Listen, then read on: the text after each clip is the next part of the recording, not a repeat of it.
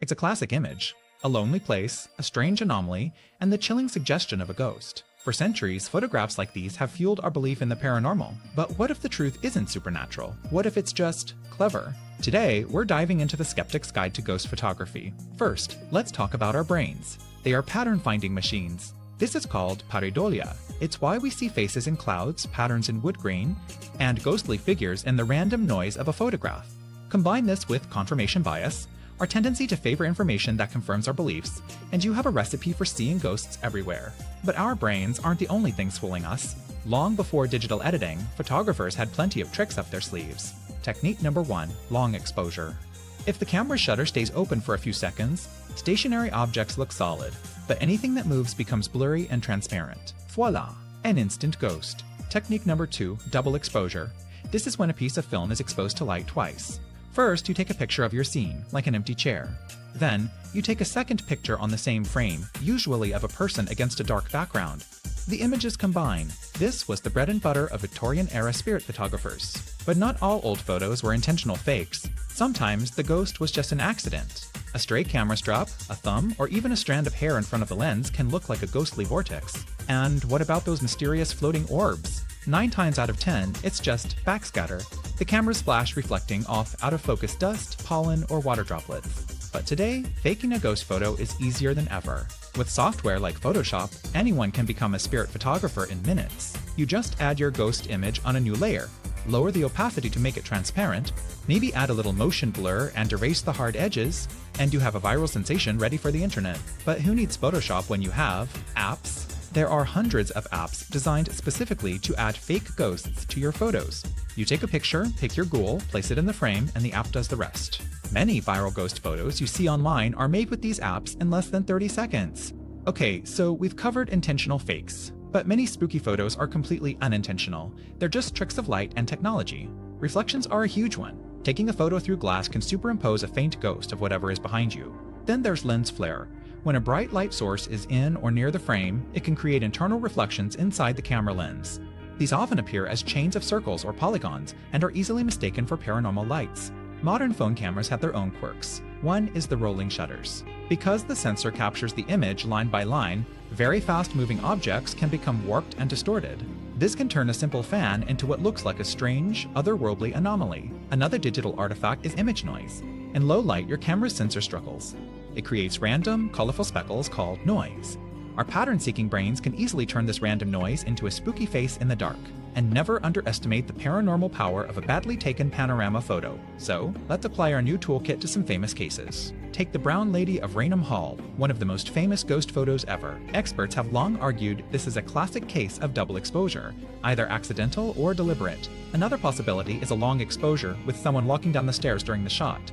Both are simple photographic explanations. What about the backseat ghost photo from 1959? The woman who took the photo claimed it was her deceased mother. But many analysts believe it is a simple case of double exposure.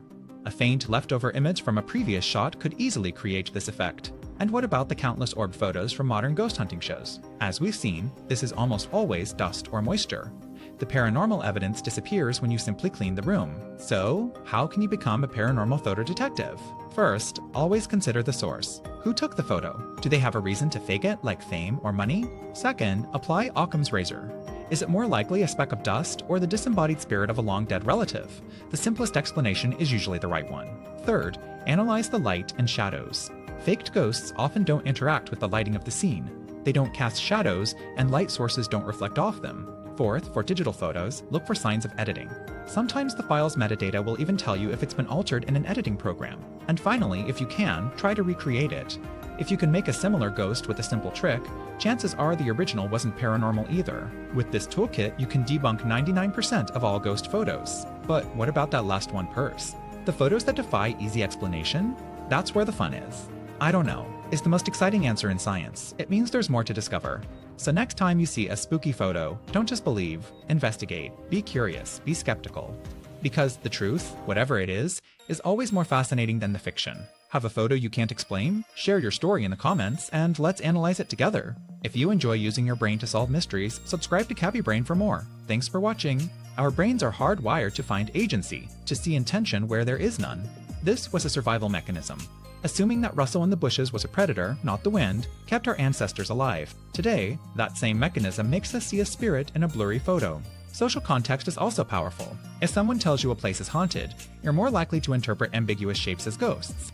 Another technical glitch, hot pixels. Sometimes a camera sensor has faulty pixels that are always on. In a dark photo, these can look like mysterious, stationary lights that defy explanation, when they're really just hardware defects. Mist and fog are natural ghost makers. They are semi-transparent and can reflect light in strange ways. A simple breath in cold air or steam from a vent can easily be mistaken for a supernatural mist. Historically, spirit photography was a business. Mediums would charge grieving families for photos of their departed loved ones. It was a cruel exploitation of hope and grief, all done with simple darkroom tricks. Many famous spirit photographers were later exposed as frauds, sometimes by professional magicians who recognized the techniques. The biggest trick of all isn't in the camera, it's in our own minds. We want to believe. Believing that a strange light in a photo is a loved one saying hello is comforting. It's a powerful emotional pull. Skepticism isn't about destroying belief. It's about finding the truth, which is a wonderful and worthy goal in itself. It gives us a more reliable map of reality. And it doesn't take away the wonder. The real universe is full of more strange and beautiful things than any ghost story. We don't need to invent monsters when we have black holes, quasars, and exploding stars to marvel at. So, to recap, your toolkit for debunking ghost photos. Is it your brain playing tricks on you?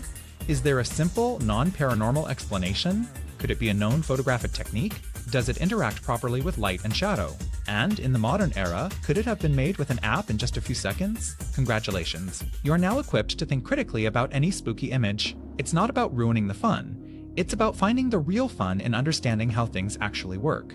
And remember, an extraordinary claim requires extraordinary evidence. A blurry photo of a smudge is not extraordinary evidence.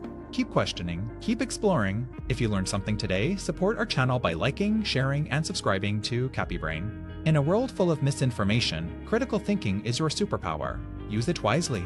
Don't let your curiosity be replaced by fear. We have plenty more mysteries to solve together. Click subscribe to join the investigation.